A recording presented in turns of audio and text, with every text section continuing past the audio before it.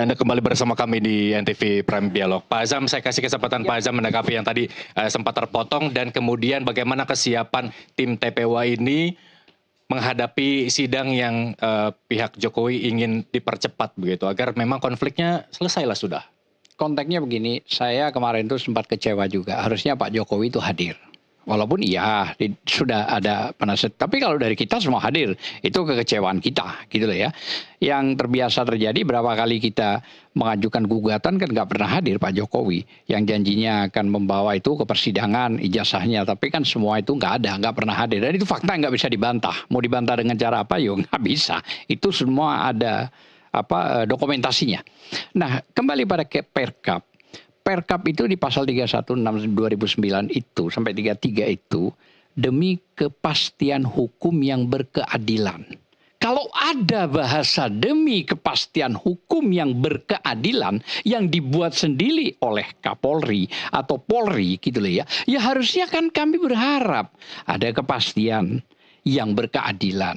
Nah, untuk itu bukan cuma sekedar memperlihatkan ijazah. Yang ijazah ini sudah beredar lama. Seperti halnya Sandi Utama itu tanggal 1 bulan 4 2005 yang akhirnya diupload kemana-mana, yang akhirnya ditangkap sama Roy Suryo. Akhirnya itu yang terjadi gitu loh. Harusnya Sandi itu ditarik juga jadi tersangka. Mengedit juga pasal 3235. Kenapa ada hak yang istimewa? Ini perbedaannya secara hukum gitu loh ya. Termasuk kemarin kita Prof, Pak, kita bicara KUHP aja lah 108 ayat 1. Melapor ditolak. Loh, apa alasannya? Perintah dari atasan, pimpinan. Saya sampaikan, waktu ada kan? Saya sampaikan di dalam itu. Kenapa itu ditolak? Ya memang karena konteksnya beliau juga bilang ini urusan ijazah bukan urusan itu. Iya benar. Nah itu nggak boleh. Itu diskriminasi namanya. Bagaimana orang mau melapor ditolak, alasannya itu pimpinan. Loh kok begini? 2 pelapor, 3 pelapor, ditolak semua. Makanya saya minta kemarin itu waktu gelar perkara, boleh nggak? Jawab dulu. Oh ya boleh nanti ke SPKT. Nah sudah, saya bilang itu nggak boleh Prof, menolak begitu. Ini diskriminasinya kan kelihatan. Nah itu salah satunya. Jadi kepastian hukum atas asas keadilan itu yang ditulis di Perkap itu dengan permintaan pembanding 13 itu juga harus ditunjukkan.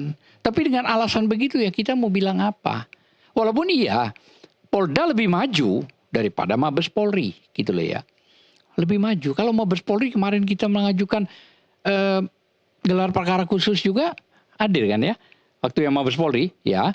Saya kebetulan yang nulis surat, saya justru gak hadir, ada di situ cuman Bang Egy karena pakai kursi roda memaksakan, silakan untuk laporannya Bang Egy itu. Tanggal 9 bulan 12 tahun 2004 yang akhirnya tidak dilanjutkan, penyelidikannya itu dihentikan. Penyelidikan dihentikan, harusnya diselesaikan dulu baru SP3 gitu loh. Nah ini kadang-kadang salah kaprah. Ya, itu yang poin yang paling penting, bahwa ijazah itu sama dengan yang beredar, nggak ada bedanya, sama. Saya pikir ada perubahan tuh apa ya, pakai kacamata juga, ada kumis, sama semua. Nah, itulah yang akhirnya sama Roy Suryo CS RRT itu diteliti secara ilmiah. Lah mereka kan punya keilmuan tentang itu, maka diteliti. Setelah diteliti baru diinikan. Nah, sekarang saya sempat pernah bilang juga di salah satu stasiun televisi juga bahwa Pak Asep itu sebagai Kapolda nggak boleh dong ngomong telah mengedit 8 tersangka. Loh dari mana dia tahu? Wah itu bahaya saya bilang. Seorang jenderal bicara begitu. Apalagi Kapolda nggak boleh begitu. Menjustifikasi itu nggak boleh. Oke. Saya kira baik itu aja. Baik, ini apa namanya kesiapan belum di kesiapan menuju sidang seperti siap apa? ya kita siap, gelar perkara aja kita datang kok, belum waktunya kita datang. Apalagi soal nanti proses perkara. Justru yang nggak siap Pak Jokowi tidak hadir. Harusnya didukung oleh penasihat hukum untuk hadir juga menikmati suasana di situ. Harusnya dijawab begitu. Langsung nih Pak Azam sama Bang Yakub. Ya bagaimanapun ini kan permasalahan hukum. Kami sebagai kuasa hukum sudah diberikan kuasa, jadi sah-sah saja untuk kami yang hadir. Itu dari awal sudah kami sampaikan selalu. Kalaupun ada narasi seakan-akan Pak Jokowi semua dapat kuasa loh ya, prinsipal. Tapi dihadirkan sama kita. Kenapa? Kita nggak enak. Kita harus menghadirkan prinsipal itu. Kenapa? Supaya tidak ada celah. Nah, supaya juga tidak menilai, wah ini kebal hukum ini. Baik, ada pertimbangan apa Bang Yakub? Pak Jokowi sepenuhnya memberikan kuasa kepada kuasa hukum tanpa hadir. Tidak ada pertimbangan apapun sih Bang, karena mungkin Pak Jokowi sudah mempercayakan sepenuhnya kepada kami. Justru tadi kalau dibilang kebal hukum, justru kami yang mengharapkan kepada para penyidik di Polda sih jangan ada orang yang kebal hukum, mengatasnamakan penelitian bisa melakukan dugaan tindak pidana gitu. Nah itu yang mungkin saya harus tanggapi sedikit juga tadi mengenai 13 ijazah itu Bang. 13 ijazah pembanding itu sudah dijelaskan kenapa tidak ditunjukkan.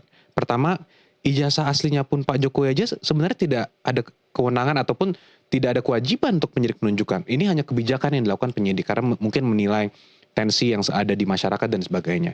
Namun kalau dimintakan lagi pembanding, sudah disampaikan bahwa ini ada undang-undang data pribadi. Ada namanya dan kemudian ada data-data kelulusan dan sebagainya. Jadi itu mereka sangat berkeberatan karena belum meminta izin dari pemilik ijazahnya.